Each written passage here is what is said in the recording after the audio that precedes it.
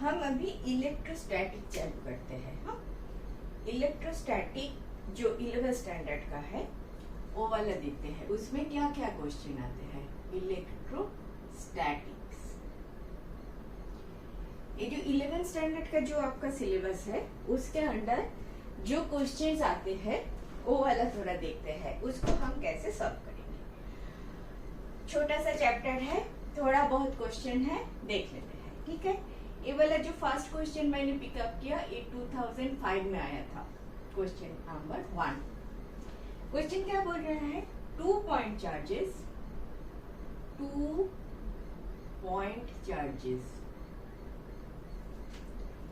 plus 3 microcoulomb and 8 microcoulomb repel each other with a force of repel each other with a force of 40 Newton. If a charge of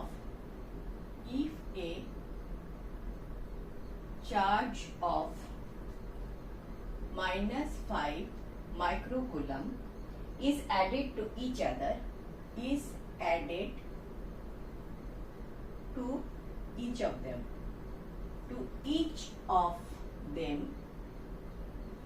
तो क्या हुआ, the force between them will become, the force between them will become, A option क्या दिया -10 newton, B option क्या दिया 10 newton, C option 20 newton, D option दिया -20 Newton. थोड़ा बातें बताएंगे क्या। फर्स्ट क्वेश्चन है हमारे इलेक्ट्रोस्टैटिक का, तो इलेक्ट्रोस्टैटिक में आप तो जानते ही होंगे, मैं एज्यूम कर लेती हूँ आप जानते हो, फिर भी मैं 2 बातें बता देती हूँ। इलेक्ट्रोस्टैटिक का बेसिक क्या है, बेसिक ये है कि एक चार्ज के बारे में बात कर रहा है। चार्ज 2 टाइप के होते हैं, पॉजिटिव और नेगेटिव। अपोजिट चार्ज अगर है तो अट्रैक्ट करते हैं, सेम टाइप ऑफ चार्ज है तो रिपेल करते हैं, सब कुछ जानते हो। क्यों टाइम वेस्ट करा रहे हो, Q1 एंड Q2 ये 2 चार्ज है, इसका distance between them is R। If that is the case then अगर सेम टाइप ऑफ चार्ज है तो ये रिपेल करेगा, तो force between them, this is repelling force, क्या होगा, प्रोपोर्शनल टू होगा Q1 का, Q2 का एंड R स्क्वायर का inverse, inversely proportional, just like gravitation. आपने देखा था उधर mass 1 mass 2 divided by R square हो रहा था, इधर Q1 Q2 divided by R square होगा। ना ये जो प्रोपोर्शनल को अगर आप इक्वल साइन में कन्वर्ट करोगे तो एक कांस्टेंट आता है, उधर क्या आ रहा था, कैपिटल G बोल के कुछ आ रहा था, इधर कुछ लिखते हैं कैपिटल K लिखते हैं। ये K के बारे में मैं 2 बात करूंगी। ये जो K है, K इज अ कांस्टेंट। इस K हमको पता है ऐसे लिखते हैं 4 पाई एप्सिलॉन नॉट, पता है ना। ये एप्सिलॉन नॉट क्या होता है, इसका एक टर्म होता है, ये एप्सिलॉन नॉट को बोलते हैं permittivity of free space. Not मतलब फ्री स्पेस। ये 2 चार्ज अगर फ्री स्पेस में है तो ऐसे आ जाएगा, अगर ये 2 चार्ज कोई मीडियम में है तो एप्सिलॉन आएगा, एप्सिलॉन नॉट नहीं आएगा। मेरा जो क्वेश्चन मैंने देखा अभी तक आया है उसमें फ्री स्पेस ही है, तो जब मुझे क्वेश्चन आएगा कि दोनों मीडियम में 2 चार्ज है तभी मैं उसके बारे में भी बात कर लूंगी। फिलहाल इतना जान लो, ये एप्सिलॉन नॉट जो है इसका एक पर्टिकुलर वैल्यू होता है। ये वैल्यू आप अगर याद रखोगे तो 8.85 इंटू 10⁻⁻12 होता है, और इसका एक यूनिट होता है। यूनिट इधर से ढूंढ लो ना, के का यूनिट, एप्सिलॉन नॉट की यूनिट, एप्सिलॉन नॉट की यूनिट चाहिए आपको, करेक्ट। तो एक बार लिख लेते हैं, F equal to 1/4 pi epsilon naught Q1 Q2 by R square, ऐसा था। तो एप्सिलॉन नॉट को लेफ्ट हैंड लेके जाओगे, तो कांस्टेंट है, इधर के क्या हो रहा है 1/4 पाई रख लो, Q1 Q2 by R square, इधर 1/f आ गया। ये क्या है कूलम स्क्वायर, नीचे क्या आ रहा है मीटर स्क्वायर न्यूटन, तो इसका यूनिट क्या होता है coulomb square metre inverse newton inverse epsilon. ठीक है, ठीक है, याद रख पाओगे, डरोगे नहीं, बना लोगे, याद नहीं रहेगा तो। हम मोस्ट ऑफ द टाइम ना ये के से ही काम चला लेते हैं, कभी कभी एप्सिलॉन नॉट का जरूरत होता है, लेकिन मोस्टली ये के से काम चल जाता है। एंड ये जो के है इस एंटायर थिंग का एक बहुत अच्छा एक्सप्रेशन होता है। 1/4 पाई एप्सिलॉन नॉट का ये वाला वैल्यू ये सब रखोगे तो के का वैल्यू आता है 9 × 10⁹। के का वैल्यू अगर ऐसा है, ये के एंड नीचे क्या है एप्सिलॉन नॉट, 4 पाई तो कांस्टेंट है, तो इसका यूनिट क्या हो जाएगा, इसका उल्टा coulomb inverse square metre square newton. समझ में आया बात? याद रख पाओगे? याद मत रखो, सिंपल बना दो, बहुत कठिन तो नहीं है। ये कांस्टेंट है जो है प्रोपोर्शनलिटी कांस्टेंट के का वैल्यू याद रखो 1/4 पाई एप्सिलॉन नॉट। इसका जो यूनिट है ये बहुत आसानी से इधर से आ जाता है, एप्सिलॉन नॉट को इधर ले जाओ, इसके जस्ट नीचे एफ आ जाता है, कूलम स्क्वायर नीचे मीटर स्क्वायर नीचे न्यूटन। एंड ये एप्सिलॉन नॉट का यूनिट अगर ऐसा है तो के का यूनिट क्या होगा, इसका उल्टा होगा, कूलम नीचे आ जाएगा, मीटर ऊपर चला जाएगा, न्यूटन ऊपर चला जाएगा। समझ में आई बात? नोट कर लोगे इतना सा, बहुत आसान तरीके से तुम याद रख पाओगे अगर जरूरत है तो। और एक चीज हमें इस क्वेश्चन में क्या चाहिए, 2 पॉइंट चार्ज बोल दिया, दिस एंड दिस दोनों पॉजिटिव चार्ज है, ठीक है। एक 3 8 this is also positive, -5 microcoulomb add किया है। अच्छा माइक्रो क्या होता है, माइक्रोकूलम 10⁻⁻6 कूलम होता है, माइक्रो मतलब 10⁻6। पता है मुझे पता है, ये सब तुमको भी पता है। अभी क्वेश्चन पे आ जाती हो, इतना सा बैकग्राउंड आपको अगर क्लियर है तो ये वाला क्वेश्चन करना बहुत ही आसान है, ठीक है। रैप कर देती हूँ ये वाला पार्ट। अभी देखो,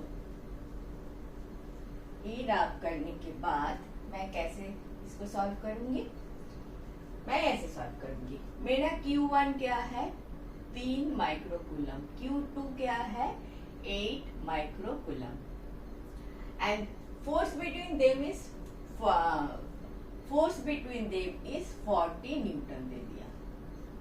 तो हमारा जो इक्वेशन है F = K Q1 Q2 by R square, दोनों के बीच का डिस्टेंस क्या है नहीं दिया, हम पकड़ लेते हैं वो r है।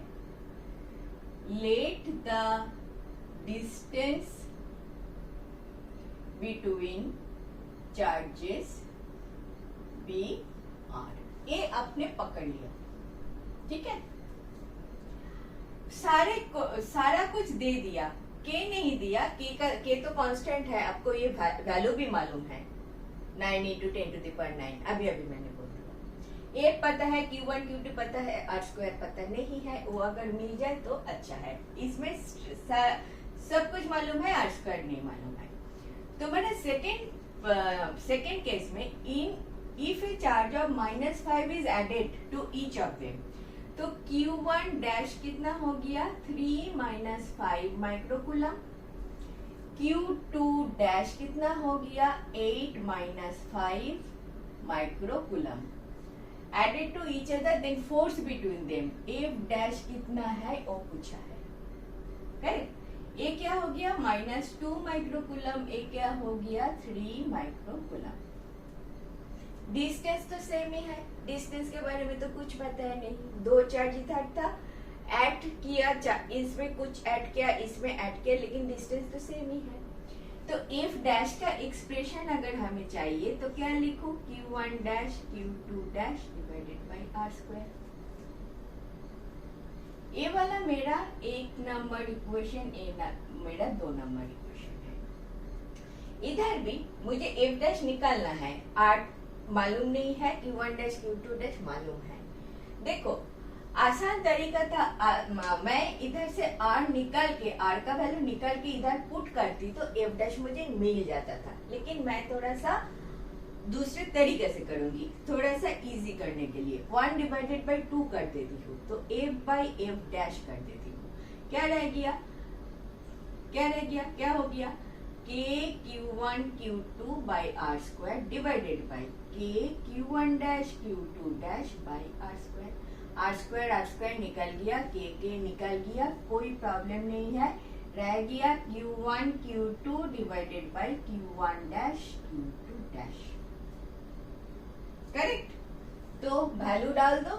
इधर क्या था, 3 8 डिवाइडेड बाई, नीचे आ गया -2 एंड 3 निकल गया, -4 आ गया। तो एफ डैश कितना हो गया, एफ डैश चाहिए आपको, एफ डैश उधर चला गया, एफ डिवाइडेड बाई -4 आ गया। एफ का वैल्यू आपका है 40 divided by -4 equal to -10 newton. -10 newton है। ये -10 मतलब क्या है, अट्रैक्टिव है। देखो पहले दोनों चार्ज पॉजिटिव था, ये रिपेल कर रहा था, तो आपका जो फोर्स था 40 न्यूटन था। रिपेलिंग फोर्स को आप पॉजिटिव साइन से डिनोट करोगे, ठीक है। नेक्स्ट टाइम जब आपने -5 ऐड किया तो एक चार्ज बन गया माइनस और एक चार्ज बन गया प्लस। प्लस और माइनस अगर है, पॉजिटिव और नेगेटिव चार्ज अगर है, तो उन दोनों के बीच में क्या होगा, अट्रैक्टिव फोर्स होगा। अट्रैक्टिव फोर्स को हम नेगेटिव साइन से इंडिकेट करते हैं। तो इधर आ गया -10, तो आपका ऑप्शन आ गया -10 न्यूटन। आया समझ में, अच्छा था क्वेश्चन, कर पाओगे ना ऐसा क्वेश्चन, ठीक है। अभी हम सेकंड क्वेश्चन देख लेते हैं, ठीक है, इजी है। सेकंड क्वेश्चन देख लेते हैं क्या बोल रहा है।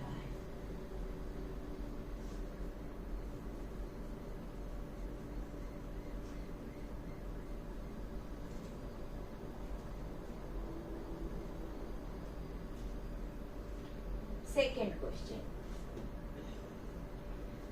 ये 2003 का क्वेश्चन था, हाँ 2003 का, 2003 का क्वेश्चन 2 मेरा क्या बोल रहा है, ए particle of mass m, A particle of mass m and charge q is placed, and charge q is placed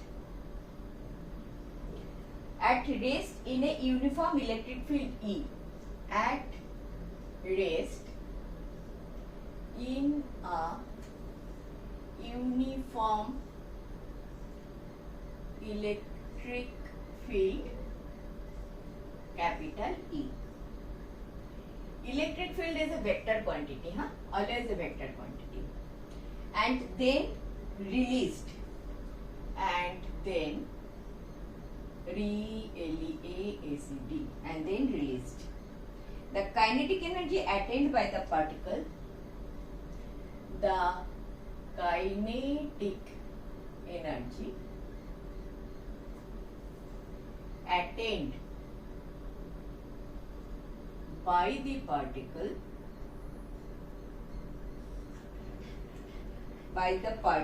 after moving a distance y, after moving a distance y will be। Option क्या दिया, A option दिया q square EY, B option दिया q EY, C option दिया q E square y, and D option दिया QEY square. देखो A वाला case में आपका मास ऑफ द पार्टिकल भी दे दिया। लास्ट क्वेश्चन में कूलम्स लॉ जब तक वैलिड है, कूलम्स लॉ चार्ज के बारे में बात करता है, उसमें मास नहीं है। Coulomb's law is for point charges, okay. Q1 and Q2 are 2 point charges, no mass is there here। आपको थोड़ा सा मास दे दिया। देखो क्या कर सकते हैं। अच्छा, और एक चीज आपको बताना पड़ेगा, that is when a charge, this is an electric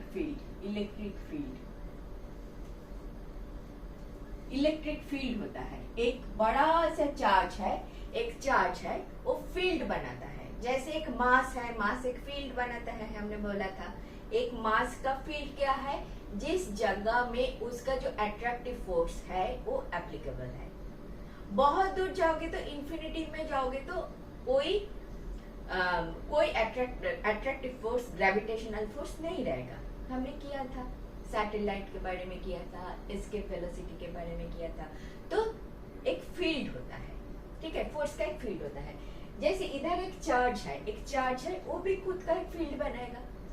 ये फील्ड बहुत इंफिनिटी में क्या होगा, 0 होगा। लेकिन इसका suppose this is a charge body, इसका एक फील्ड होगा। मतलब दूसरा एक चार्ज इसमें आएगा तो वो depending upon its charge, same charge में रिपेल करेगा ये। अगर अपोजिट चार्ज है तो ये इसको अट्रैक्ट करेगा। तो एक छोटा सा चार्ज लेके आओ, इस ए अगर जिस पॉइंट पे इस ए इसके ऊपर कुछ इफेक्ट कर रहा है, that is the field.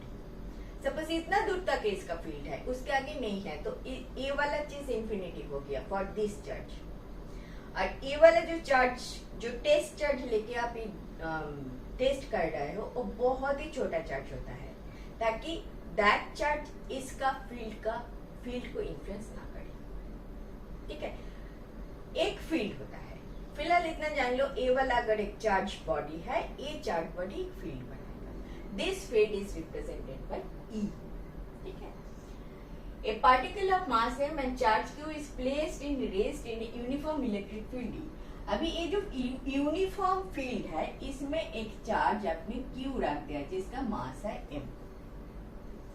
Now the kinetic and then release, इसको लाके छोड़ दिया।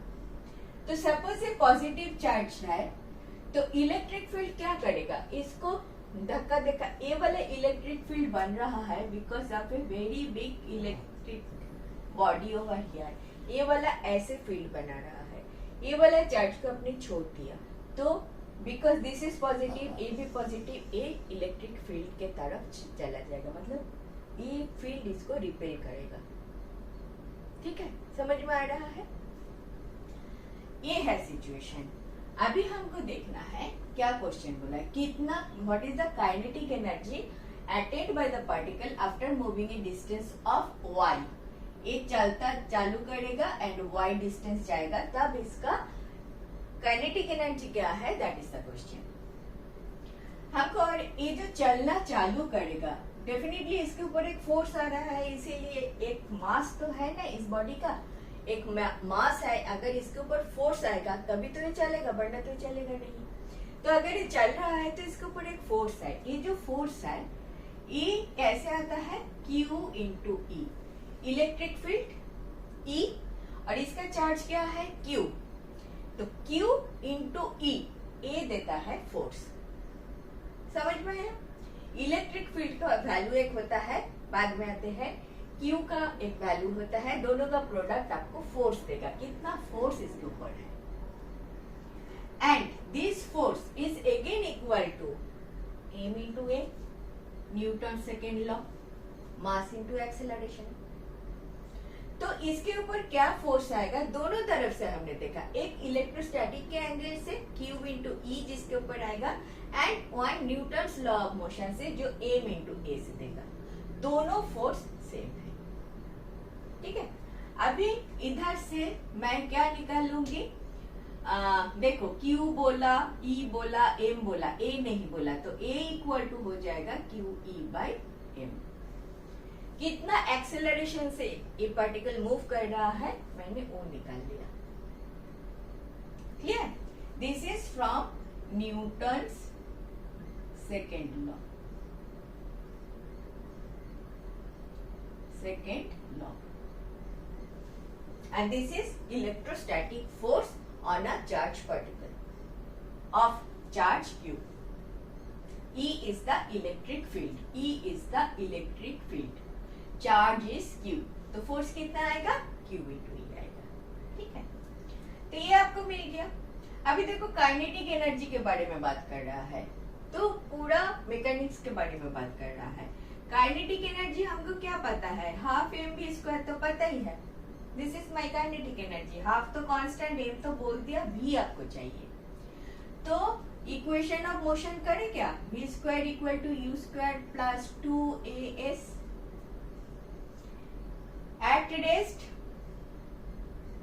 एट रेस्ट इनिशियली रेस्ट पे था तो u तो निकल गया, रह गया 2 इंटू ए इंटू कितना डिस्टेंस किया? y डिस्टेंस किया. a का वैल्यू रखो इधर से, 2 into Q into E by M into Y. This is your v². ये v² इधर चाहिए था, तो half into M into v² मतलब 2 into Q E divided by M into Y. M निकल गया, 2 निकल गया, क्यू ई वाई है, Q E Y. B option is the correct option. समझ में आया मैंने क्या क्या किया? समझ में आया क्वेश्चन क्या है? क्वेश्चन है तो इलेक्ट्रोस्टैटिक्स का, लेकिन इसके ऊपर मैकेनिक्स का कॉन्सेप्ट लगाना पड़ेगा. इलेक्ट्रोस्टैटिक उतना ही दूर तक है कि force equal to Q into E. ये आपको जानना चाहिए. फिर force is also M into A. A is acceleration. Mechanics का लॉ लगाओ, इक्वेशन लगा के आपने u तो इनिशियल स्पीड रेस्ट पे था तो 0 बना दिया, a का वैल्यू इधर से लगा दिया तो v² मिल गया. तो kinetic energy is your half m v². v² के वैल्यू डाल दो तो आपका काइनेटिक एनर्जी का एक्सप्रेशन आ जाएगा. क्लियर? बिल्कुल क्लियर. कर पाओगे ना ऐसा क्वेश्चन? और एक क्वेश्चन देख लेते हैं, और जस्ट एक क्वेश्चन देख लेते हैं. ये भी आए थे तुम्हारा 2002 पे, ये आया था 2002 का एक क्वेश्चन. एक क्वेश्चन देखते हैं इलेक्ट्रोस्टैटिक का तुम्हारा क्या था.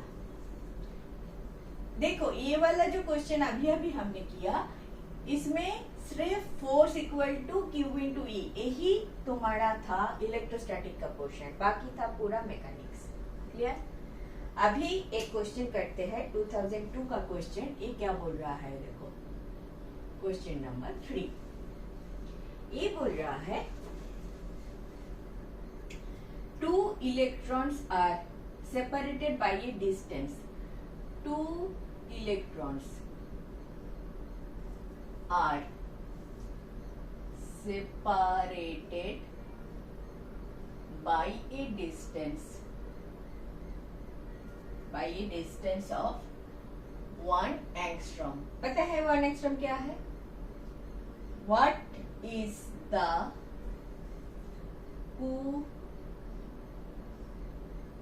force? Coulomb, C-O-L-U-L-U-M, Coulomb. What is the C-O-U-L-O, Coulomb? Coulomb force, C-O-U-L-O-M-B, Coulomb force. Coulomb force between them.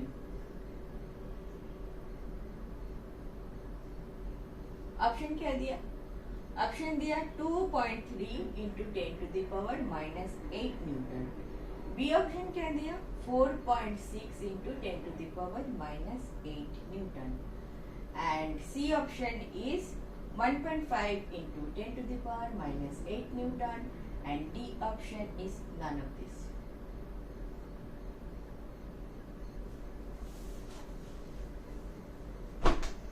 इसमें हमें सिर्फ एंड सिर्फ डेटा को समझना है और करना है. 2 electrons are separated by a distance of this. What is the Coulomb force? Very simple. लेकिन आपको क्या क्या जानना पड़ेगा एक क्वेश्चन करने के लिए. आपको पता है F equal to A Q1 Q2 by R². इधर 2 electrons, so Q1 equal to Q2. 2 electrons का चार्ज सेम होता है. आपको याद रखना है 1.6 into 10 to the power minus 19 coulomb होता है इलेक्ट्रॉन का charge. This is charge of an electron. देखो ये वाला चीज तुमको जानना जरूरी है, याद रखना जरूरी है।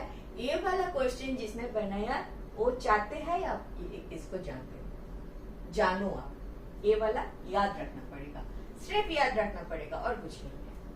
And angstrom, 1 angstrom equal to 10 to the power -10 metre. ये भी आपको जानना पड़ेगा। जब हम ऑप्टिक्स करेंगे ये वाले चीज इतने ज्यादा करेंगे तो भूलोगे नहीं। आज के दिन पे अगर पता नहीं है तो याद कर लो, 1 angstrom equal to 10 to the power -10 metre. डाल दो अभी। के का वैल्यू मैंने क्या बोला था, 9 into 10 to the power 9 unit. उतना बड़ा यूनिट लिखोगे क्या लिखना है, क्या लिखना था? अगर लिखोगे तो मैंने क्या सिखाया था, force equal to 1/4 pi epsilon naught Q1 Q2 by R²। तो एप्सिलॉन नॉट का इसका चाहिए, तो 1/एप्सिलॉन नॉट का जो यूनिट है वही आपको चाहिए। ठीक बोल रही हूँ ना? के मतलब इसी को तो के बोलते हैं, ठीक है? तो 1/4 पाई एप्सिलॉन नॉट, दिस इसको के बोलते हैं, if R² by Q1 Q2। ठीक है, R² ऊपर चला गया, Q1 Q2 नीचे चला आया, तो इसको क्या होता है, newton metre square by coulomb square. This is the unit of K. So newton metre square coulomb square inverse, this is the unit of K. Correct. Now unit से इतना मतलब नहीं है, सब कुछ कट जाएगा, रह जाएगा F न्यूटन। ठीक है, इतना कुछ समझ में आ गया ना? अभी इधर डाल देती हूँ, 9 into 10 to the power 9 into 1.6 का whole square 10 to the power -19 into 2। समझ में आया ना? डिवाइडेड बाय R² मतलब 10 to the power -20। समझ में आया ना? इसको अभी करना पड़ेगा। क्या करूंगी, 9 into 1.6 into 1.6 into 10 to the power 9 minus 38 plus 20। Correct? इसको करो। इसको करने से क्या आएगा, 1.6 into 9 क्या होता है,